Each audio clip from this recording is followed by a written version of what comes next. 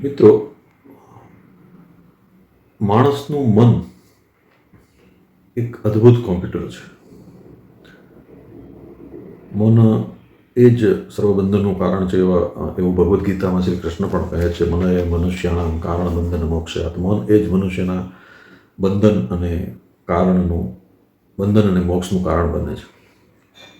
આ માનવીનું મન એક અદ્ભુત કોમ્પ્યુટર છે. આપણા સૌનો અનુભવ છે કે ક્યારેક ખૂબ જ યાદ કરવા છતાં કોઈ વાત યાદ ન આવે અને ક્યારેક અચાનક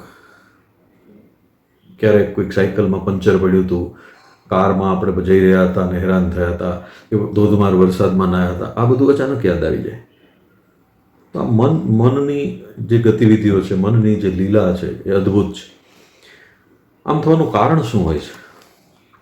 સામાન્ય રીતે જે ઘટનાથી મન આંદોલિત થયું હોય કે પછી જે બનાવની મનના ઊંડાણમાં વેદના કે સંવેદનાના સ્તર પર કોઈ વલયો સર્જવાની શક્તિ હોય, એવો કોઈ બનાવ હોય, તો એ વાત આપણા મનની સ્મરણ નામની તિજોરીમાં સચવાઈ જતી હોય છે. ક્યારેક તો કોઈ પાગલ અને ડાયા માણસ વચ્ચે આટલો તફાવત હોય છે કે એકને કશું યાદ આવતું નથી અને એકને કશું ભૂલાતું નથી. આનો અર્થ એ છે કે માનવીના ડાપણની પારાશીશી સાથે સ્મૃતિ શક્તિને કંઈક સંબંધ છે. અને એવું આ દુનિયા માને પણ છે. પણ વિચારકો કે અભ્યાસુઓ કંઈક અલગ વાત કરે છે. ખલીલ જીબ્રાન, ફિલસૂફ અને ચિંતક, એમની વાતોમાં ગહન ફિલોસોફી હોય છે. એમણે એક જગ્યાએ લખ્યું છે કે સ્મૃતિ એ તો પ્રેમ યજ્ઞ છે.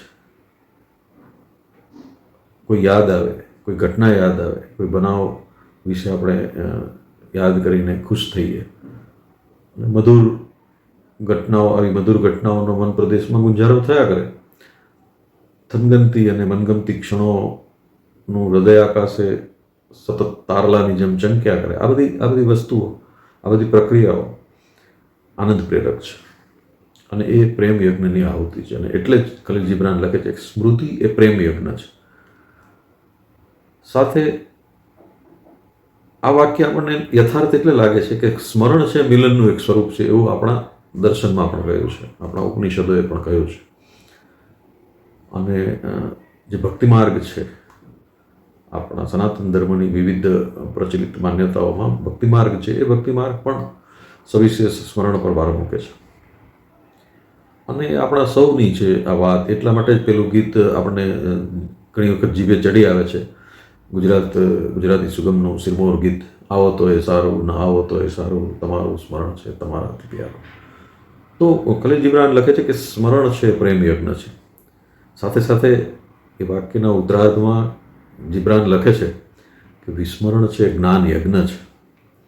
બધું ભૂલી જવું, બધું જ ભૂલીને આગળ નીકળી જવું, બધું જ ભૂલીને નિત્ય નૂતન ક્ષણો માટે મનોકાશને સ્વચ્છ રાખવું, એ પણ એક સાધના તો છે જ. અને એ સાધના થોડી વિષમ પણ છે, થોડી અઘરી પણ છે. આપણે ક્યાંક વાંચ્યું પણ છે કે જાતને શોધવાની પહેલી શરત એ છે કે જાતને ભૂલી જાઓ. આવા વિરોધાભાસો આપણા શાસ્ત્રોએ પણ આપ્યા છે. તેનો ત્યક્તેનો ભુંજિતા, ત્યાગીને ભોગવી જાણો. પહેલાં ત્યાગ કરો અને પછી. તો આ જે જીબ્રાને લખ્યું છે કે સ્મરણ એ પ્રેમ યજ્ઞ છે, પણ વિસ્મરણ એ જ્ઞાન યજ્ઞ છે. ક્યારેક આ પ્રયત્ન કરજો, આ સાધના કેટલી અઘરી છે એ સમજાઈ જશે. કોઈ વ્યક્તિને કે કોઈ વસ્તુને કે કોઈ ઘટનાને ભૂલી જવાનો, ક્યારેય યાદ ના આવે એટલે ઊંડે ધરવી દેવાનો પ્રયત્ન કરજો. બહુ અઘરી વાત છે.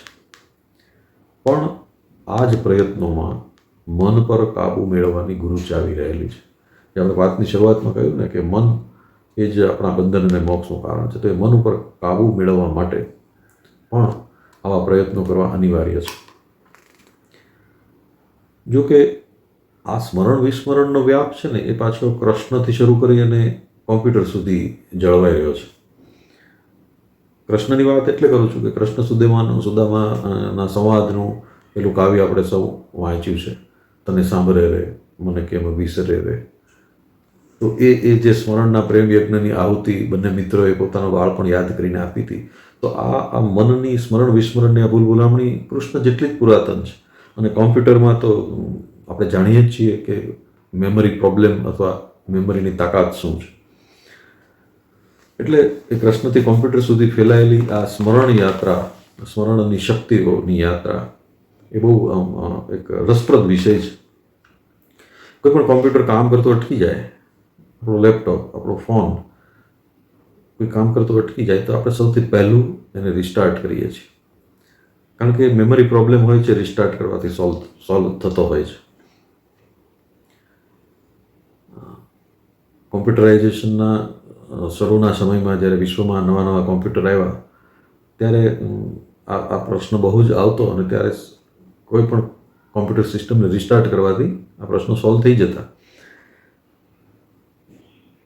અહીં મને એક વિચાર આવે છે કે જતું કરવા જેવી, ભૂલી જવા જેવી કેટલી બધી વાતોને આપણે યાદ રાખીને બેઠા હોઈએ છીએ, અને જેમ આવી બિનજરૂરી મેમરી કોમ્પ્યુટરને હેંગ કરી શકે છે, એમ ભૂલી જવા જેવી, જતું કરવા જેવી ઘણી બધી વાતો, ઘણી બધી ઘટનાઓ, ઘણી બધી વ્યક્તિઓને આપણે છોડી શકતા નથી, અને એને કારણે આપણું મન હેંગ થતું હોય છે કોમ્પ્યુટરની માફક, અને એ પણ એક પ્રકારનો મેમરી પ્રોબ્લેમ જ છે. અને એટલે જ કદાચ માનવીય સંબંધોના કોમ્પ્યુટર વિચાર પ્રક્રિયા અટકી જતી છે. એટલે આ બધા જ જેમ કોમ્પ્યુટર રિસ્ટાર્ટ કરવાથી આ પ્રશ્ન સોલ્વ થઈ શકે છે, એમ માનવ સંબંધોને પણ રિસ્ટાર્ટ કરીએ,